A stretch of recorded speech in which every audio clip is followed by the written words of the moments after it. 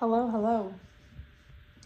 So, what is happening at this time is the Lord is saying that, as I've said in past messages already, you have already defeated these people, these narcissists, these demons, these adversaries, okay?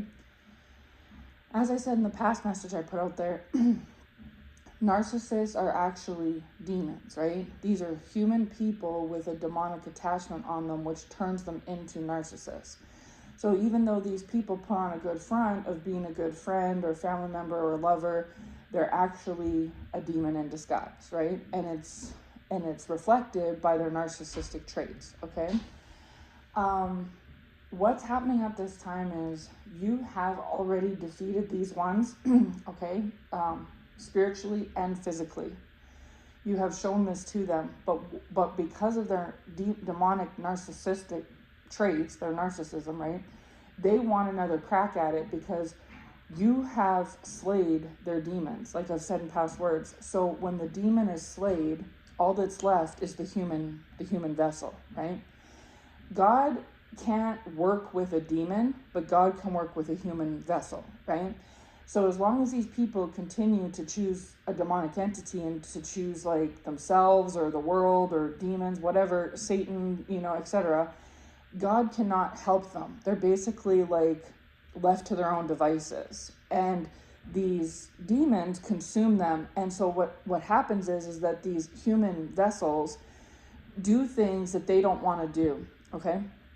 So for instance, they could lose their children and not care, or they could love their partner, and then when this demon attaches to them, this partner wants to divorce them and they don't care, or they make drama, right? They create chaos, they create scenes, they come off like they're cold-hearted, right? And they really are. Like they who they really are, their human vessel, aside from this demonic attachment, is really truly a loving, caring person. Most of these people are very lonely, they're miserable, and they hate themselves, right? They hate others and they hate themselves. It's a reciprocal thing. But why this is because, for one, God is not with them. And God is not with them because he hates them. God is not with them because he can't go, like, you know what I'm saying? It's no different than you, chosen one. If you decide to go start holding hands with the devil, God will leave you as well. It's not because he hates you or doesn't love you or he's mean. It's because he can't go where there's a demonic presence. Now, like I've talked about warlocks being exorcised and New Age community, tarot readers, all this stuff. It's because God can work with them when that demon is slayed.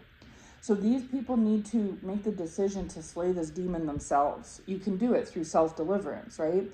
Anybody can start reading the Bible, praying to God, and given enough time, like God's not going to work a miracle overnight, but if you read the Bible long enough and you pray long enough, and this is what I said in the previous word where I said if you invite God in and you make the actual wholehearted decision to bring God into your life, open the door to Christ, he will walk in. That's just how the agreement works. If you're literally truly trying to call him in, he's not going to not come, right? But these people have been down for so long, and a lot of this happened, it's a generational curse that they were either born into, so it's literally this demonic entity has been with them their whole life. If they're 20, 30, 40, 50 years old, this demonic entity has been attached to them all along, right? Others of them, it came to them in childhood, through childhood trauma and things like that, and it's most likely because one of their close caregivers, whether it be a grandparent or sibling or parent or something, they had a narcissistic demonic attachment on them. And that's the thing is that sorry, once again, I'm fine, just the devil trying to take my voice. I rebuke you, Satan, in the name of Jesus. That's the thing is that I've talked about this in past messages where this proverbial mold, toxic spores can spread onto others, just like how one bad apple spoils the bunch, right? One narcissist, that demon on them wants to try to taint everything around them and like ruin their life on the outside and the inside. And so unfortunately what happens a lot actually, in particular with children, is that if you're married to a narcissist or you're friends with a narcissist and you figure out, oh, I don't like the way this person makes me feel or how they act, you can cut ties with that person. You can divorce them, break up with them, stop being friends with them. But what is a 1, 2, 3, 4, 5, 6, 7, 8, 9, 10-year-old child supposed to do? Do you know what I mean? What are they supposed to do when their caregiver, their older sibling is a narcissist, or their caregiver, their mother or their father, is a narcissist? In some cases, both mother and father. They don't have a choice. And with children, they're impressionable, right? This is why God is fighting this battle through the chosen ones, is because I've talked about this in past messages as well, is that the agenda is to try to sabotage the youth. They would much prefer getting their hands on a 3-year-old versus a 30-year-old, because a 30-year-old is going to be harder to impression upon. They're already developed. They already know life. They're experienced. They're matured. You know what I mean? They're developed. But with a 2, 3, 4, 5-year-old, you can shape and mold them into anything. You can make them a really good person or a really bad person. You can be an awesome, loving, empathetic caregiver, or you could be a toxic, narcissistic one. And so the top choice for the evil side is the youth. And don't get me wrong, they're going to go after everyone they can, right? The devil wants as many souls in hell as he can get, whether you're young or old. But they are specifically, like the government and things like that, they're specifically targeting the youth. Either the youth that are very young, under 10 and under right now, or even they don't mind ages 10 to 18, okay? And if not right now as I'm speaking, then 10 years from now. This is the goal, is to try to nip the seed, right? Not the flower, the seed. Because when you can nip the seed, you can dictate how it's going to grow. Is it going to turn into a flower, or is it going to turn into a weed? You can manipulate the seed, right? That's what they're trying to do.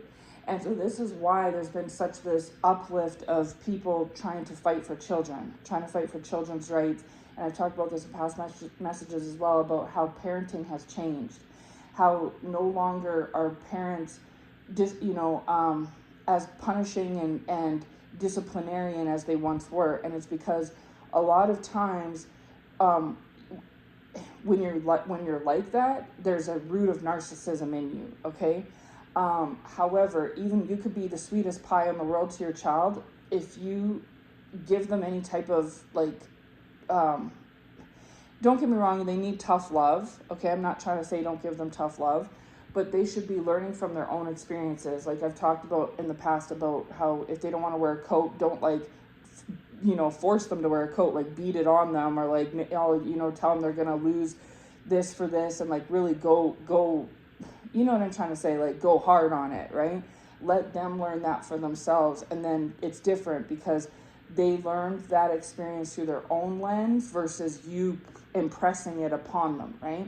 And that's exactly what the government and society is trying to do, is if they can ruin homes where there's broken homes, there's divorces, there's domestic violence, there's addiction, there's poverty, things like this.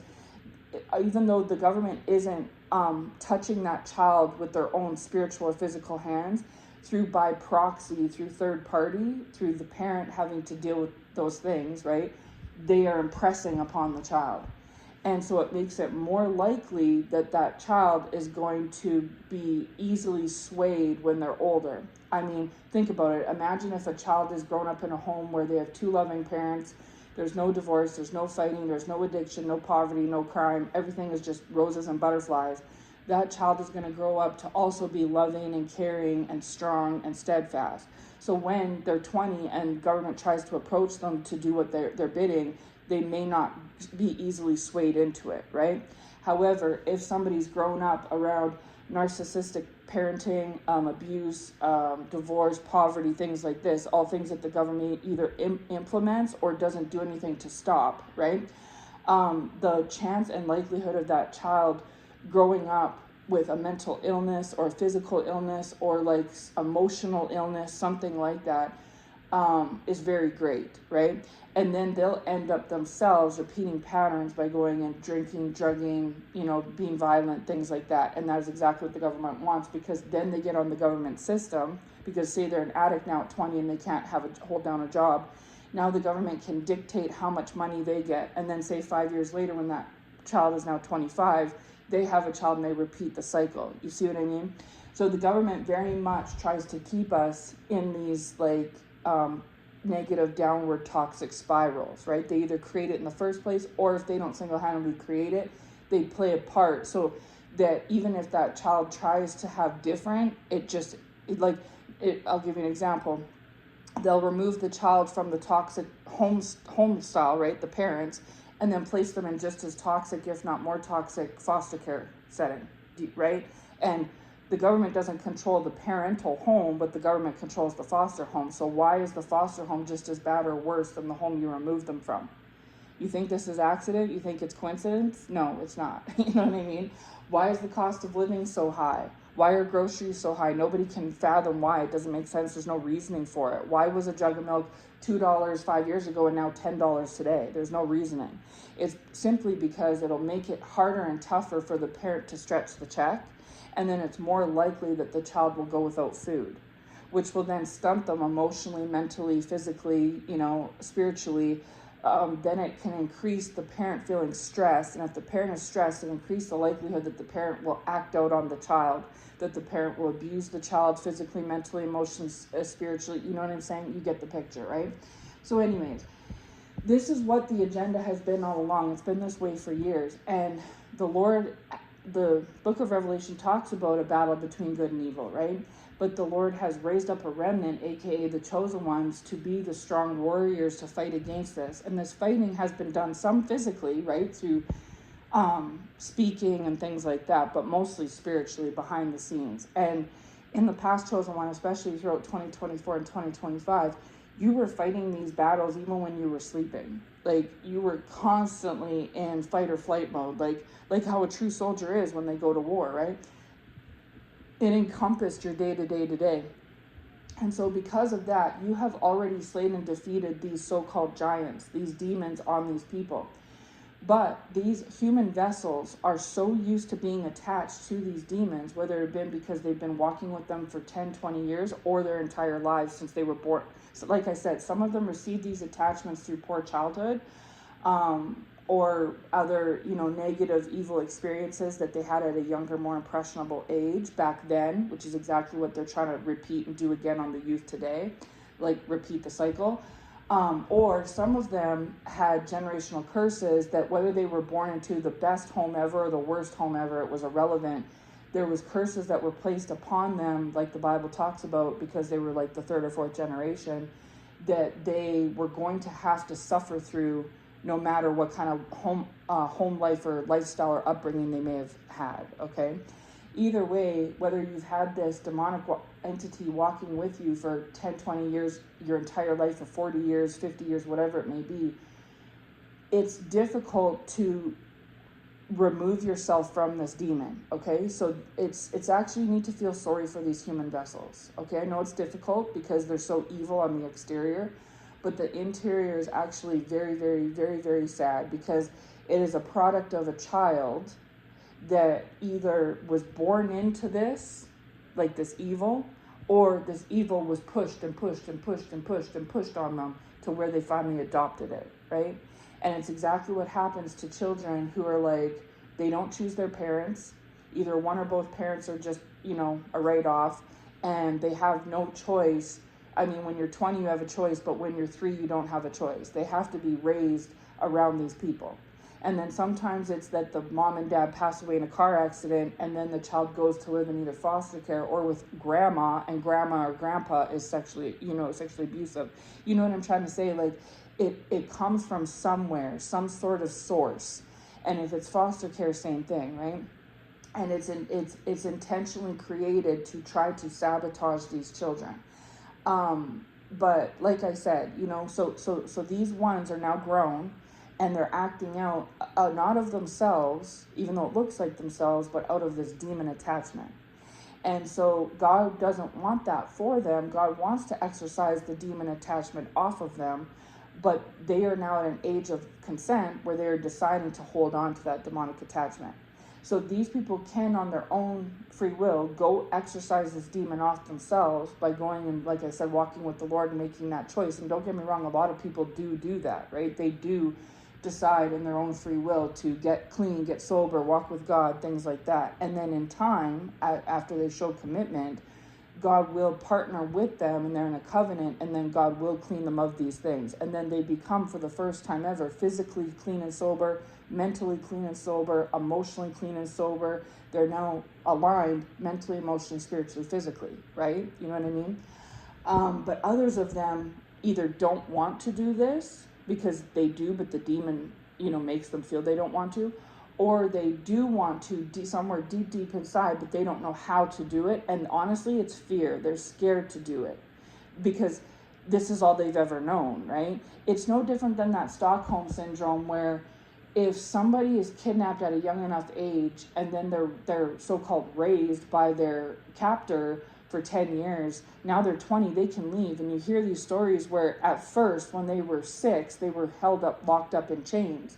But now it's been 10 years and they're 16 and they can come and go as they please and they don't leave. There's no chains, there's no locks.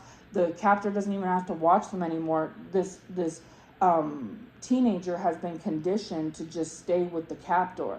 And it doesn't make sense to a logical mind. Why are you purposely holding on to an evil person like your captor, right? Especially, it's understandable when you're a kid, you can't do much and you were in chains, but now you're free to go and you're still staying there.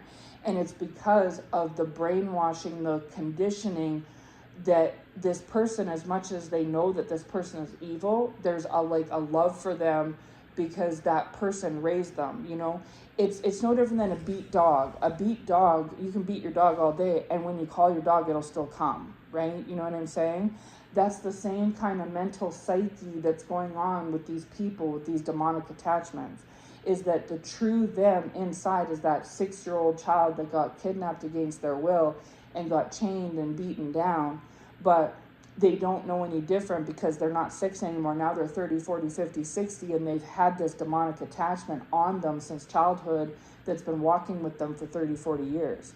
And while they don't want it deep down inside, it goes against their free will. They don't know life otherwise, right? And so every little child doesn't want to be chained and kidnapped and removed from loving people, right? They want love and respect. But if you're not getting that, you default to what is around your surroundings, right? You default to your surroundings. You almost blend in with like, you chameleon to it, right? And so a lot of these evil ones, they either, like I said, could have came from great homes but had a generational curse upon them. And others of them may not have had a generational curse, but one was created because of the home life and upbringing that they had. Either way, whether it's A or B, they started out as innocent of their surroundings, right?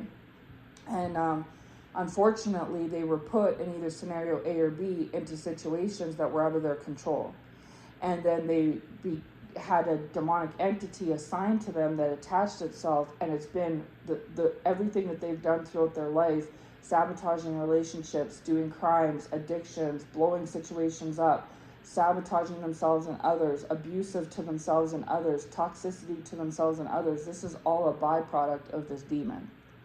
And so the good news is that there is help, there is remedy, but that the only help and remedy is Jesus Christ. There's no other, there's no other help or remedy. You can go to rehab all day and get clean, but you'll fall off the wagon down the road. You know what I mean? The only thing that can really exorcise that demon that is making you go drinking, drugging, and sexing and acting out is God, right? And so anyways, so these people need to go and get God themselves, and they're not, because the demon won't let them. Others of them, God has helped them to where they have been able to do it, right? And I mean, everybody's journey and timeline and situation is different, right? But for others of you, this is why God raised the chosen ones and raised you as the remnant. And step 1 was breaking free of your own demon, chosen one, right? Because even chosen ones grew up in bad homes. Even chosen ones were assigned a generational curse, right? And so someone has to start first, right? If you're blind and I'm blind, if you're blind and I'm blind, who's going to lead us around? So one of us needs to get our sight back to us from God in order to lead each other, right? And so that's what happened, is that step 1 was the chosen ones had to first go through a few-year cycle where they had to break off these demonic entities that were on themselves, so that then they could be the remnant, so that they could be the example and the teacher and the helper and the guide and support for others. Now, because you came on the scene to these adversaries as a helper, guide, and support, their demons backlash back at you and what you've been dealing with. So I hope it's making sense. So the first round, so to speak, chosen one, round one that you had to go through was conquering your own demons, okay?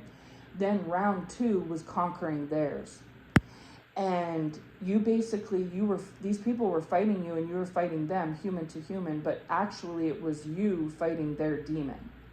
And this is why I talked in October there last year about talking about going to Hades and fighting the demons. Remember, and those of you that have been with me all this time, you'll know what message I'm talking about. But you had already went to hell and spiritually slayed these demons on these people because you were refined enough and delivered enough and saved enough to be able to do it, right? You reached a point where, because you 10 years ago, their demon would have just laughed at your demon or made friends with your demon and you all would have stayed stuck, right? They would have stayed blind, you would have stayed blind. But because you did it first, you got your eyes back first, you were able to reach a point where not only had you conquered yours, but you were strong enough to conquer theirs. They weren't strong enough to conquer theirs. They were weak, but now, and you were once weak, but now you were strong. And so you already did this, chosen one, okay? Now, in those last couple months, since December, you have conquered these ones physically. So you did it spiritually, and now you've done it physically. For some of you, you haven't done this yet, but you will be doing this throughout 2026. Others of you, this is still a work in progress. You have done this, but you're still working through some of the kinks right now as I speak. Others of you, this mission is complete already. You've already done it, okay? And this is why we're starting to see this like mass awakening, this come back to Christ moment where it just seemingly came up out of nowhere just the last few weeks, where all of a sudden, everybody is talking about God, right? And that is all credit to the chosen ones. Because of the chosen ones, like I'm saying, like that in itself is proof, chosen one, that what I'm speaking of is correct. Like that's confirmation. Because these people, their demons last year would never have allowed them to feel that free. But because of the work that the chosen ones have done in the background all this time over these last few years and the slaying that you did in the past, chosen one, this has now conquered these demons, where these demons are trying to hold on to these human vessels, right, these hosts, and they're still trying to attack you because they're so mad. Because this is why I always hear that phrase, I'm melting, from the Wizard of Oz, when the Wicked Witch starts to melt, right? This is what has happened with these demons. Your demons first, and now their demons, chosen one, is that the demons are melting into a puddle. And they were mad and upset that you conquered yours, but they're even more mad and upset that you're conquering theirs, because they're double losing, right? It's a double whammy. And so what's happening is, for those of them that have not reached this pinnacle yet, okay, their demons are latched onto them as tight as can be. It's hard to explain. Like, the grip that these demons have on these vessels is looser now than ever before. But simultaneously, at the same time, it's tighter than ever before. Because it's looser on one hand because of the work that you've done to like unstick them from these demons, chosen one. It hasn't been in vain. But on the other hand, because there's been an unsticking, these vessels have tried to run back to these demons, and or these demons have tried to run back to these vessels. It's like the kidnapped child with the captor, right? The kidnapped child doesn't necessarily, they want to leave the captor, but they don't. The captor doesn't want the child to leave either, right? Like, it's like this, like, you know what I'm trying to say, like this toxic bond or whatever. And that is like what it is with, because the captor is like a demon to the child. And the child is the innocent child. Even if they're grown now and they're guilty of what they've done as an adult, they still were originally a kidnapped child. You know what I mean? And so they've been conditioned, the Lord is saying, hallelujah, they have been conditioned to hold on to this demon, aka captor, right? And this captor doesn't want to let them go, okay? So that's kind of what's happening. So because of that, what's happening is you have these human vessels attacking you a second time, okay? Because as we know, the key factor of narcissism is ego, right? You have struck a blow to these human vessels' ego, and their demons feel like them and their demons feel bruised. You bruised the ego. And that is the number one thing that they work out of, is pride and ego, pride and ego. And so the demons, in efforts to try to gleep on, even though they feel more freedom from this, like there's a wedge between them, right? There's more of a wedge now than ever before. In order to try to gleep on, these demons are trying to get these human vessels to like do their bidding. Like, they're holding on at the last threads, so to speak, but those last threads, they're clenching them tighter than ever because that's all they have left is threads. And so they're trying to use their last momentum to get these hosts, these human vessels, right, to go against you one more time, to repeat the process again, because they weren't successful the first time. It was either like Kill or BKILLED. I'm just going to say it. It was either kill or be killed, okay?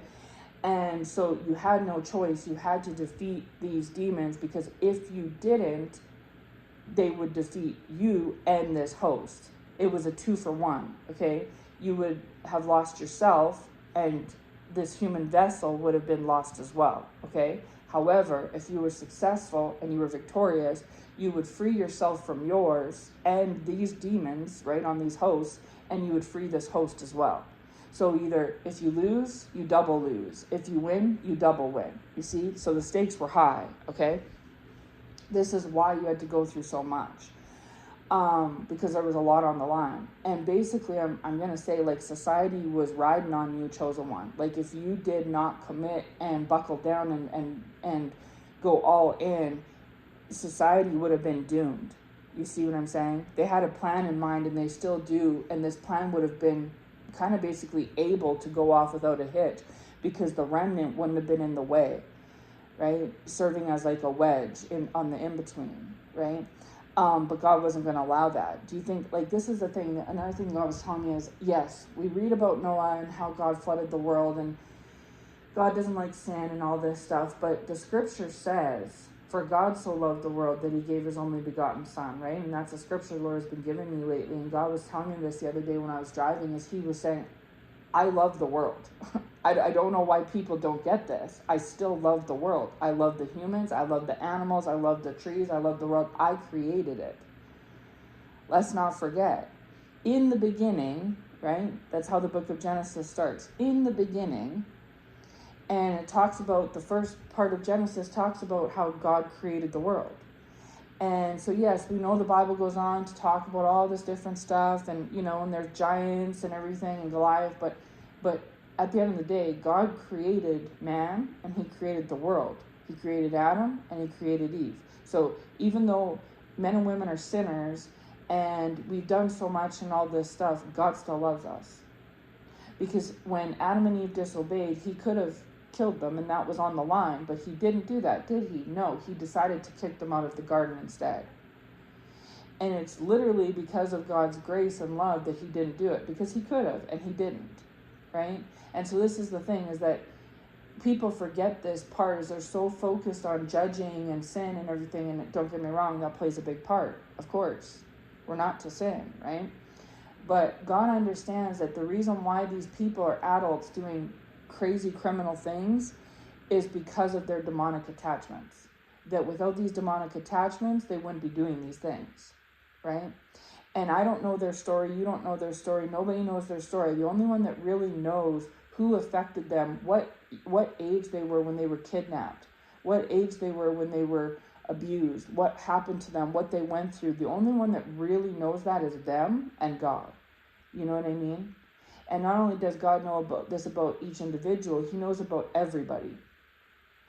And so he knows why these ones link up and why they do what they do and when they did what they did and what lit this match in the first place. You know, what was the first reasoning. And so God doesn't have sympathy for these people because they're dirty, filthy sinners. And they're held accountable because they're adults. Right? They're not admonished because they're, you know what I mean? They're not children. But at the same time, God felt that same way about Adam and Eve, and he punished them, but he didn't kill them. You see what I'm saying? He punished them and kicked them out of the garden of good and evil, right? And so this is the same thing, is that these people are like on the outside looking in. Not their demons. Their demons are right up in the mix. But themselves, the human vessel, are on the outside looking in. They don't know how to conduct themselves other than through the eyes, ears, and abilities of this demon. Because like I said, they've been conditioned to do so. Okay? And so now that these demons have been slayed for the first time ever, these people, these human vessels, are feeling a little more free than they ever have before. And so while they are receiving a punishment, because they deserve one for what they've done, right? The sin, you got to punish the sin. On the other hand, they're not going to get the full gamut that maybe they, in our human eyes, that we think that they should have or they could have or whatever, because God is giving them grace for the fact that, like he knew with Adam and Eve, that they didn't do that on their own. It was the serpent deceiving them and tempting them and lying to them that got them to do that, right? And it's the same thing with these humans, these adversaries, these enemies, is that God sees the human flesh and knows that they wouldn't have done this out of their own accord. If they never were touched by the demonic entity or born with one, that they never would have done these things out of their own free will. They only did these things because the snake, the serpent enemy, came along and slithered into their ear and, basically, took over, right? And got them to do his will. And so God hates the devil, right? God hates the demon. God hates the serpent. God hates that evil seed. That's what God hates. God does not hate the human vessel. God did not hate Adam and Eve. He hated the snake that charmed them, right? And also the fact that they bit the fruit. And so they deserve punishment for biting the fruit. But the fact that they bit the fruit in the first place wasn't like they were like, oh, let's not listen to God, let's go eat that fruit. It was the serpent that got in their ear that twisted their arm, you see? And so this is what God's been telling me, is that I hate sin, yes, I hate evil seeds, and God hates the devil and the demons and all that. That's what God hates. And that is why God fights these things daily and sends up a remnant to fight them as well. Human to human, right? Just like he did the same thing with Jesus. But God did not hate Adam and Eve, and he doesn't hate the humans of these ones either. He just hates the demons that are attached to them. I hope it makes sense. And so God hates that they commit sins through these demons, but they're only 50% responsible. Because they're responsible because, yes, Adam and Eve, knew better, but they're not responsible because the devil made them do it, literally. You know what I mean? And so what God wants is to exorcise the demon off of them, because if he does that, then and they're left to their own devices, they won't do this anymore. Because he knows that deep inside, they want love. They might not act like it, but they really do. He knows that deep inside, they're really hurting and lonely and sad. They may not act like it, but they really are. That is that human vessel part of them, right? But they will never get to live a life on earth in that human vessel if they stay connected to this demon, because this demon is going to continue to sabotage things and make them act like a narcissist and drink and drug and do all this other stuff. And so God wants to cut off and exorcise that demon off of them, and they can do it on their own, but they are scared to do that because they don't know what that looks like. It's like the fear of the unknown, right? It's just like that, going back to that Stockholm example, if that teenager leaves, they know they can, but they haven't been on the outside of the world in so long. They've been on like the inside looking out, and these people are on the outside looking in, right? They haven't been a part of society in so long because they spent so long being locked up and chained up, that they're scared to go out. It's just like with some inmates that have been in jail for 30 years. I've heard stories before where the inmate will be released and they will literally go out and purposely reoffend. They will purposely commit a crime within a week of being out because they're too scared of being on the outside. Even though they're free, they've served their time, they will reoffend so that they can purposely get re-locked up, right? Like recharged. And then they have to go back to jail for another 10 years. And someone would say, why would you do that? Like, didn't you learn your lesson? And it's like, yes, but I've been in jail for so long. I came into jail when I was 20 and now I'm 50. I went out in the world and it's scary and it's a different place than what it was. And I'm so used to being locked up and not being a part of society that this is all I know. I feel more comfortable here. I know it doesn't make sense to you who's been free your whole life, but to someone like me, this is comfortable, right? That is how these adversaries feel, is as soon as God kind of removes them from these demons, they find a way to go back to sin immediately so that they can get reacquainted with the demon again. And even if they're like, yes, I'm free, I can breathe, the demon comes running 10 times harder after them. Like, where do you think you're going? You know what I mean? It's exactly like you'd picture like a kidnapped child grown up Stockholm syndrome captor type of situation. It's like that toxic, right? You know what I mean? And so this can even cause, which we call as like these toxic relationships and things like that, is because it's literally a demonic man will get with a demonic woman. And then if they have a demonic child, that's why the Lord gave me that word about Rosemary's Baby, is because that's what it essentially is they basically had a demon child. Because there was a demon mom with a demon dad, and now they have a demon child. You see, and this is how the cycle repeats and repeats. Okay, so this is the thing, is there's always going to be a seed of evil in our world, just like how the Garden of Eden was perfect, but there was a seed of evil with the serpent, right?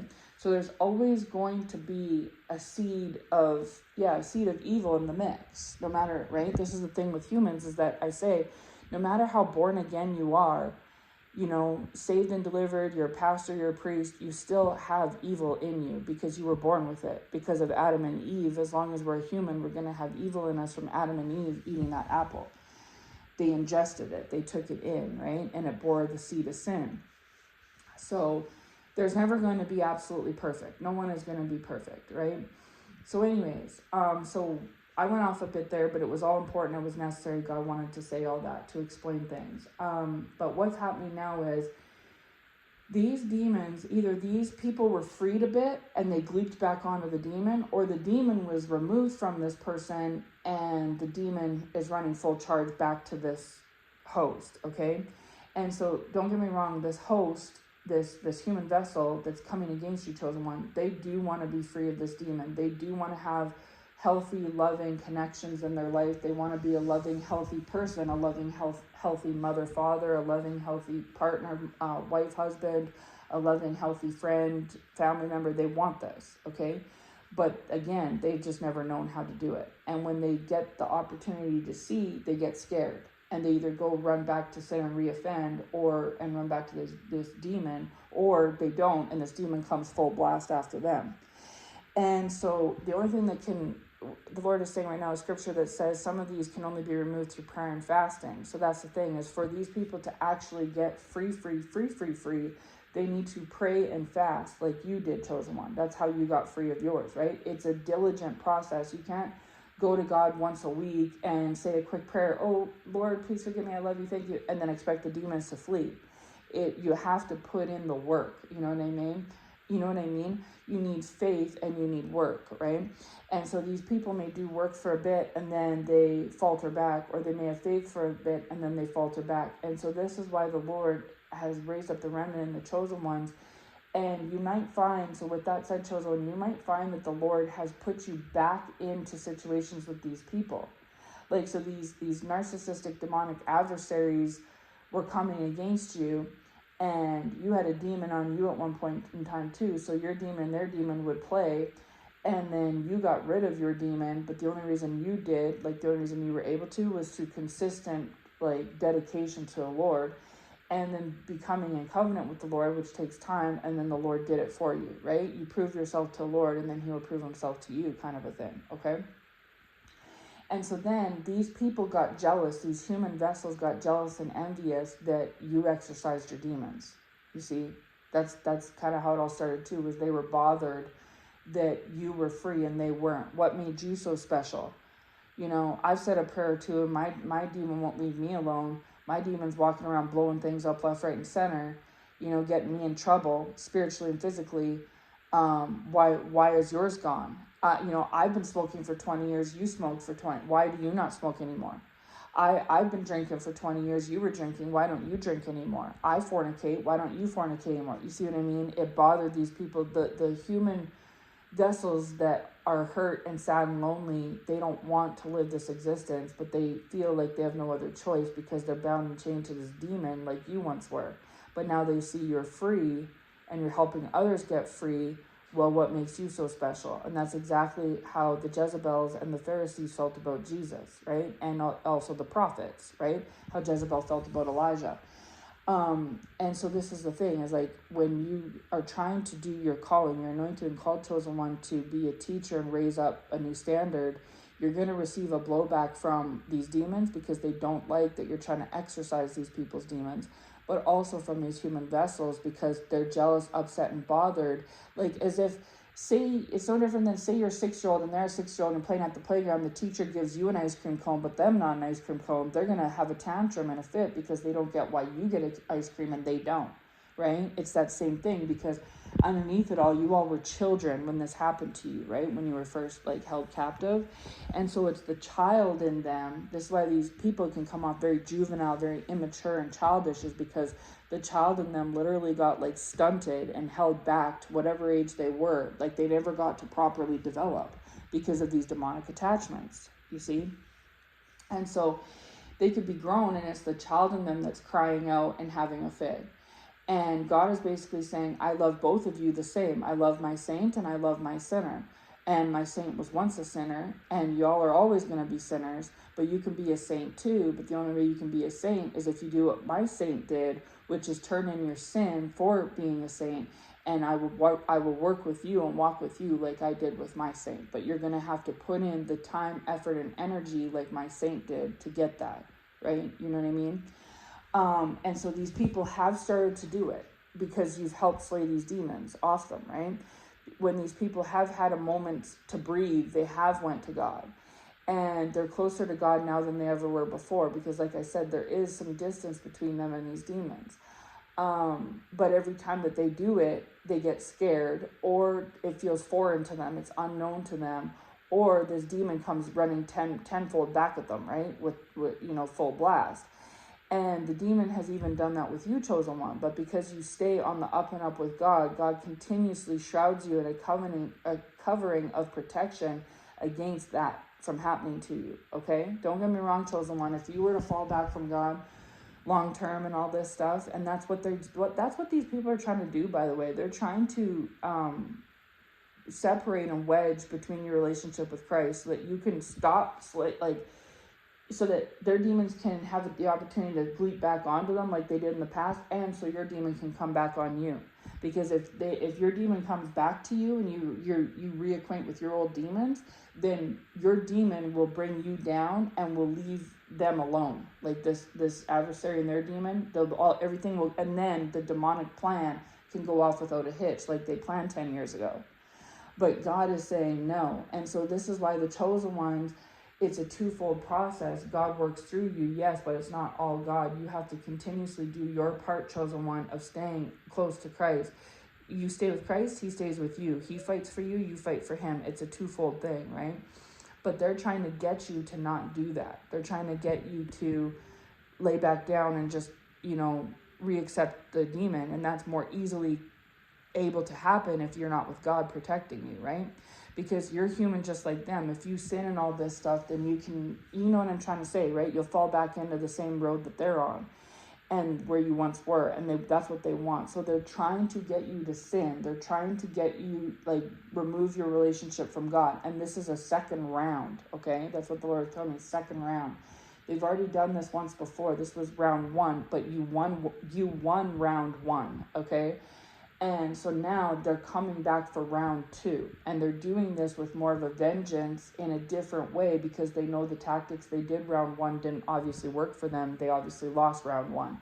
And so they're coming back round 2, and this time they're doing it in a different way and a little bit more of a stronger way than round 1 because they got a bone to pick with you because of the shakings and rumblings that you've already done, right?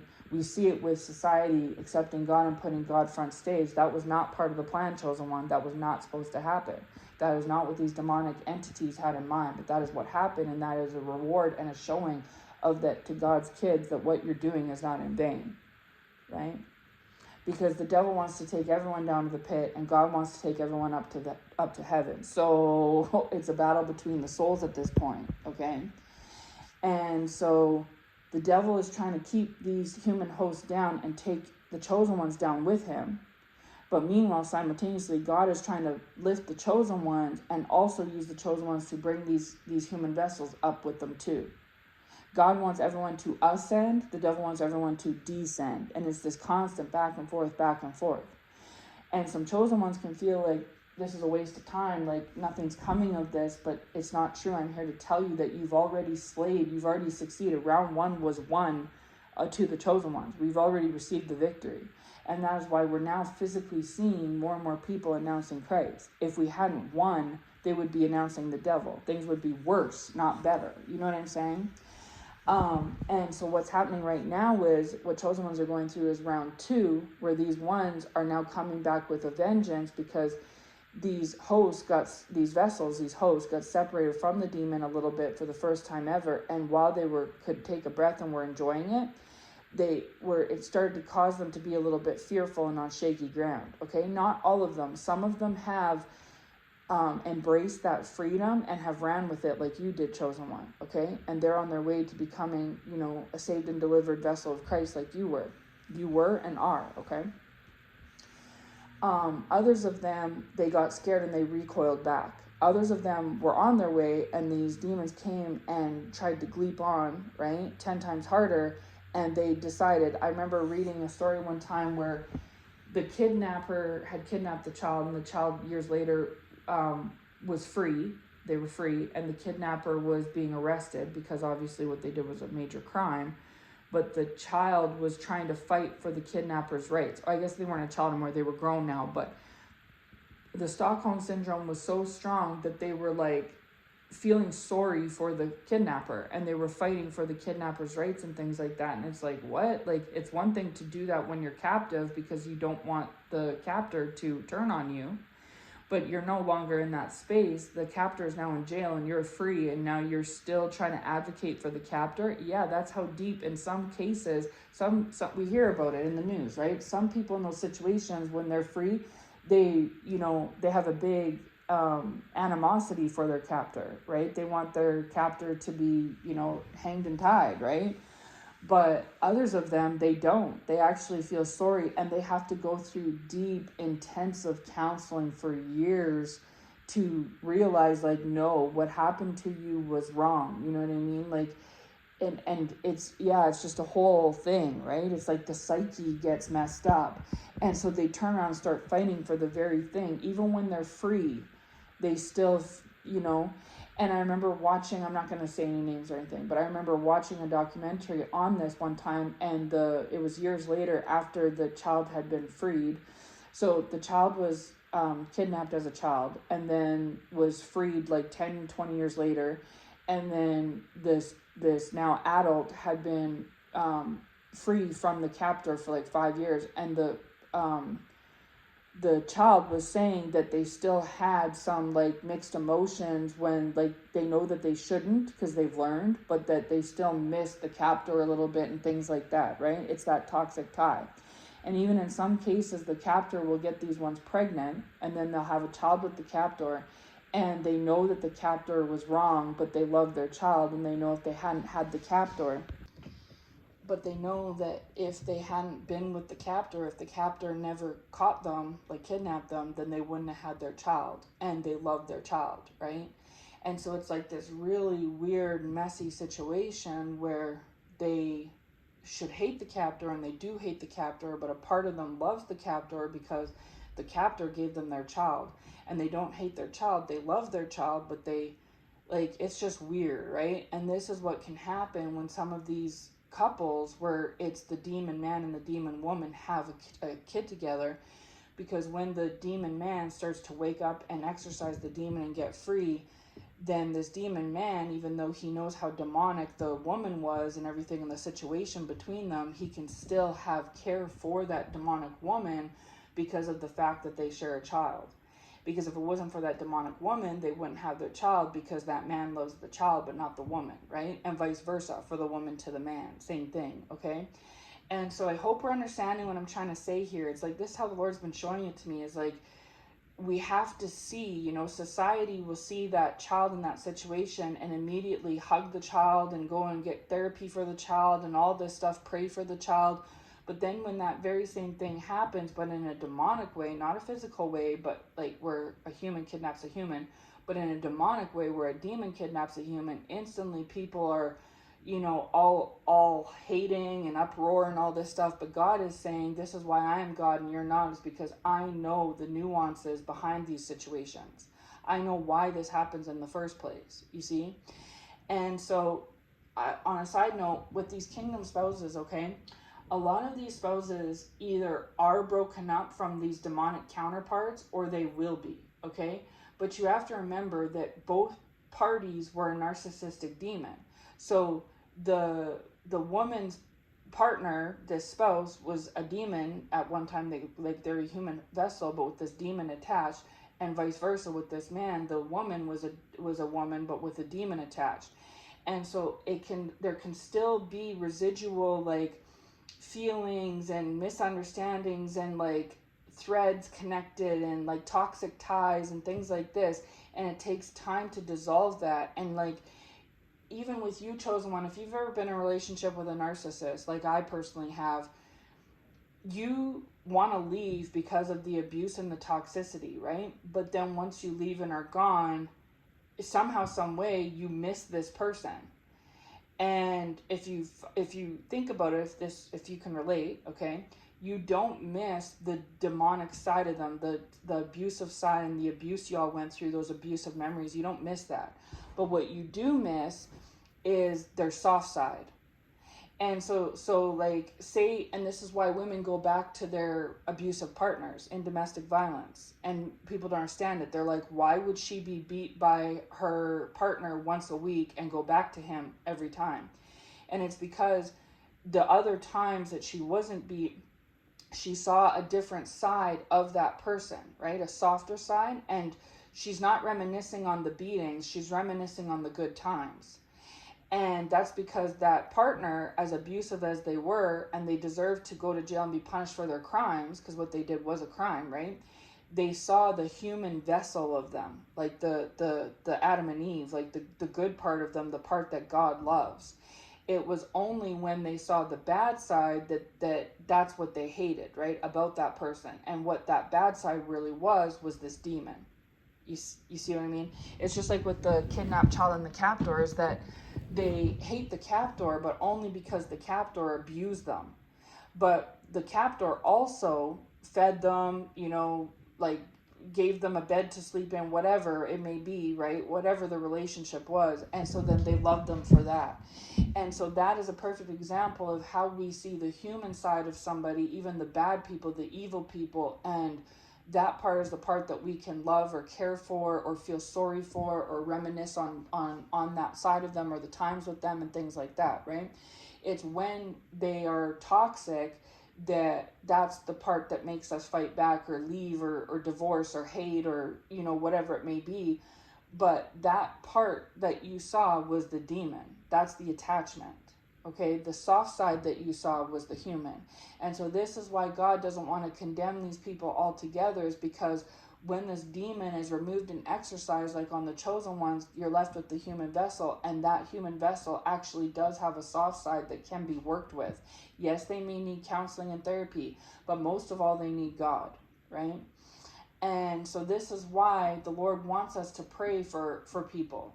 This is why the Lord may put you back in situations with these people, these narcissistic family members, or these narcissistic partners, or narcissistic situations, is because the Lord wants you to go back. Like I said, this is round 2, okay? This is not round 1. You are not going to lose this round, chosen one. The odds were more stacked against you in round 1 than they are in round 2. You had everything against you in round 1 and you still won. And on top of that, your victory prize was to slay these demons. And you've done that. Even though it may not seem like it, you have. This is round 2, where now you're stronger. You're not the person you were in the past during round 1. You've learned from that. And secondly, these people are not as closely tethered to these demons as they were before, thanks to, in part, of what you've done, chosen one. Okay?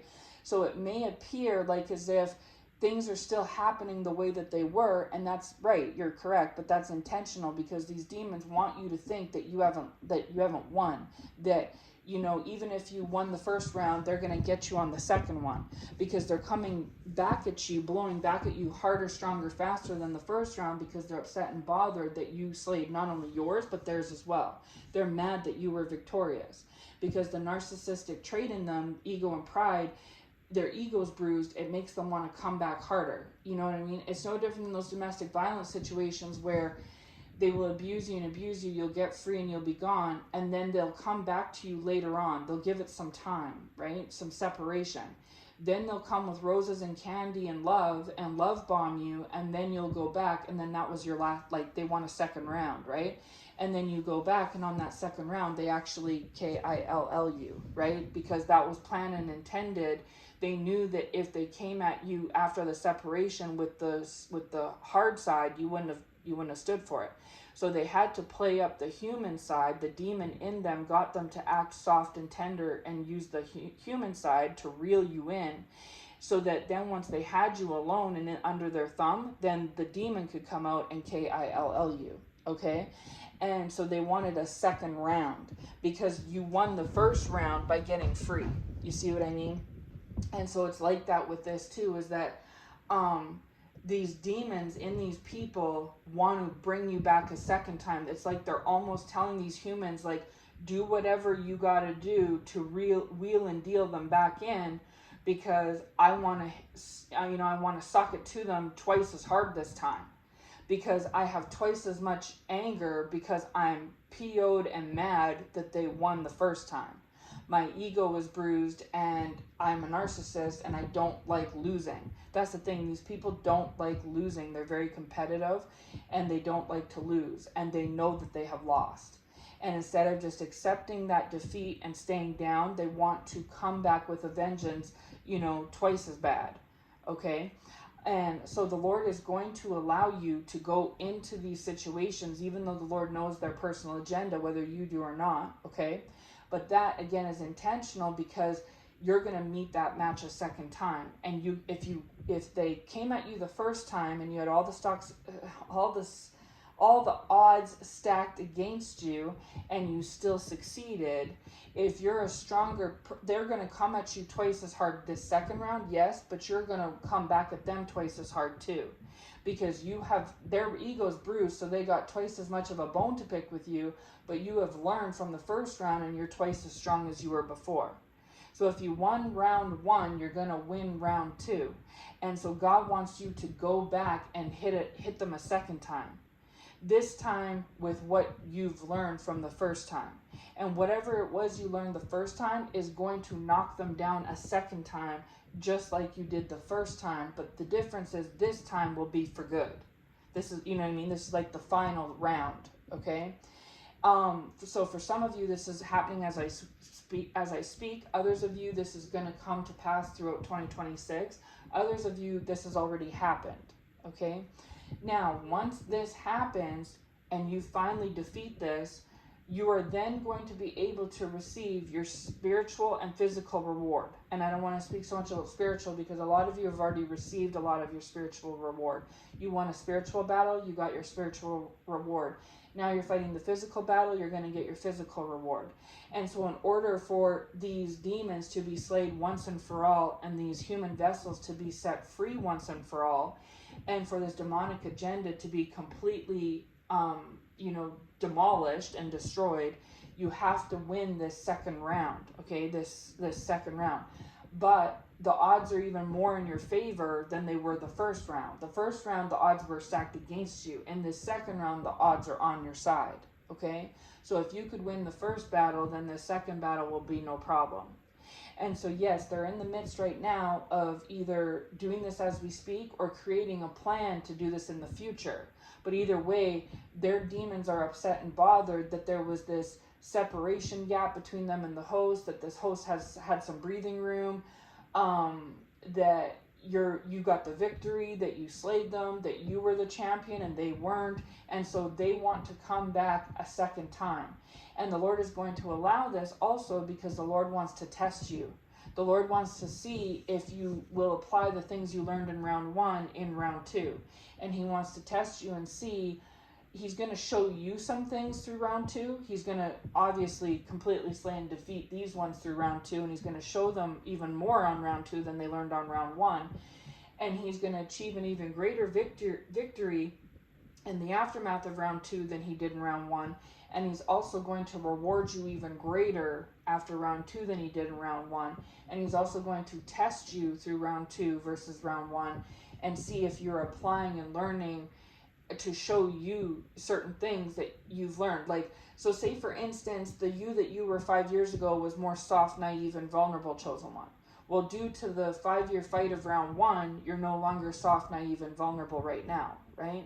And so now they're hitting you up for round 2, but the difference is you're not the you that you were in the past. You're not going into second round naive, soft, and vulnerable. You're going into round 2 still soft and vulnerable because you're a child of God, but also very strong, tenacious, and formidable, things that you may not have been so much in the past. And so if they couldn't get a lick on you when you were soft, what makes them think they're going to get a lick on you when you're hard? You know what I'm saying? Like, it's not going to happen. And so these ones know that they're hanging on by threads, that they've already played their aces. I've said that in a past message too. Hallelujah. They had some aces and they chose to play them all in round 1. Now all that's fueling round 2 is their own anger and bitterness and jealousy, and you know what I mean? All the evil is fueling round 2. They don't have the strategy or the aces going into round 2 that they had in round 1. They've already played them. And whatever strength they had over you, you've already slayed it. So like, they're beat before they start. They always have been and they always will. But this is what this round 2 is going to do, okay? So they're either bringing round 2 right now or they will be in the future. Either way, God is going to allow you to go for a second round with these ones. So if he's leading you to rub shoulders with them again, trust his leading, you know what I mean? Because there's a second round that has to go through here. And there's a reason why, is because it's going to be the final round, okay? And it will force, once you hit these demons a second time and they're slayed for good, the Lord's showing me right now with Super Mario game, because my son plays that with Bowser, for instance. You have to like jump on him 3 times, like all the enemies, you have to jump on them 3 times before they're finally defeated. You jump once, they're kind of out of it. A second time, even more out of it. The third time, they're done, right? It's like that, where once or twice is just not enough. You have to get them, that final blow, okay? And if you've ever played the game I'm talking about, on the third final blow, once you hit Bowser twice, on the third one, Bowser starts running faster. He starts, the enemy, whatever, the bad guy, starts running around faster, throwing more, they get more aggravated the last time because they're mad that you jumped on them the 2 times before, and they know there's only one jump, one blow left, and they're done, right? So they got to pull out all the stops. But they're the one that already got jumped on 2 times, so they're in the weaker state, not you. You know what I'm saying? It's like that, okay? And so yeah, just continue to do what you're doing, chosen one. If the Lord leads you to, with discernment, always with discernment, but if the Lord leads you to communicate with these ones or even maybe see them, it's for a reason, not to like throw, you into the wolves, it's to show them how much you've changed and grown, and to kind of, the Lord is saying, like, intimidate them and their demons a little bit and see, like, wow, this is not the person we knew 5 years ago, right? And they're not going to know that if you don't have any contact with them.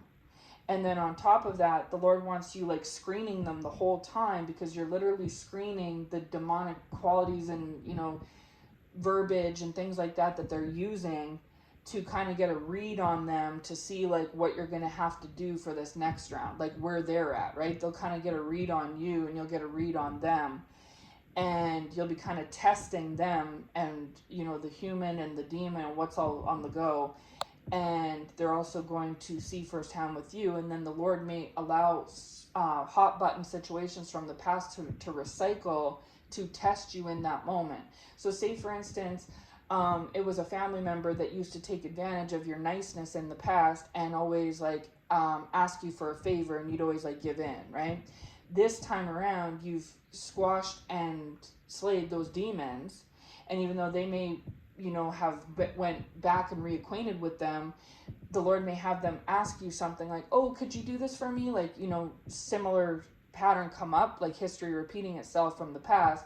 But the new you is going to say, oh, actually, I can't do that today. I'm sorry. Or I apologize, but I actually have to do this instead. Or, so where you're being gracious, but at the same time, you're being strong. And that person's going to be like, wow, that's not how they were before. Either in the old you would flip out and have a flip out, and then they could turn around and use that against you. Or the old you wouldn't do that. You'd give in and say, oh, sure, okay, yeah, no problem. Yeah, no, it's okay.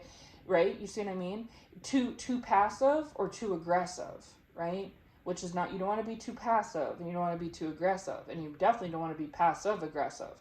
But the new you is neither nor. You are assertive, and that's a perfect blend of the two. You're not overly passive and you're not overly aggressive. You're assertive, which is a nice mix, right? And so that makes it harder for these people to turn around and sabotage you because you're not giving them anything to work with. And secondly, harder for them to take advantage of you because you've put up a boundary, you see. But you've also done it in a gracious way, like a child of God would. And then if the Lord sees that, the Lord's going to say, well done, my child. I wanted to see how you would do in this situation repeated again, right?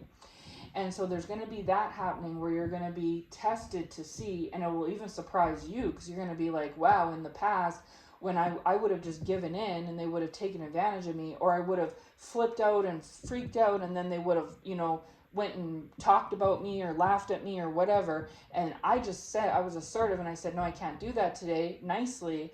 And they said, oh, okay. And they folded and off they went. Like, it's like you got a different response from them and they got a different response from you. And that's because it's a second round to show you, them and you, the changes that have been implemented here on their side of things and on your side of things, right? This also sends a better example of you as a person to them when you're standing as the chosen one that has been sent by the Lord to help them in defeating these demons. They're more apt to go to God because they're going to be like, the only thing I know that's changed about that chosen one is they went to God.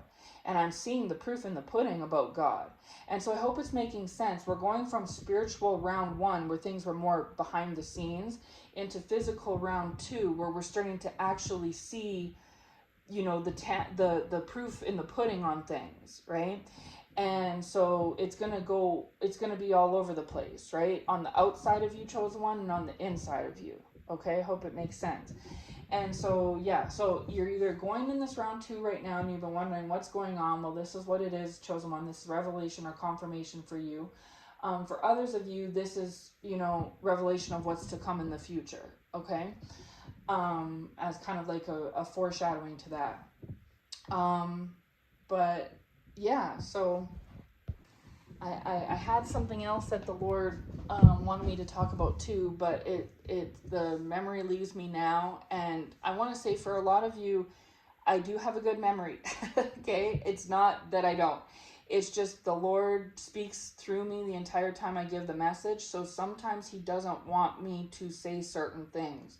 And so He may give it to me at the time and then decide, no, actually that's going to be at a later time. Or He might have me intentionally forget in the moment so that He can have me go back and study it because it's something He wants me to like rehash, right?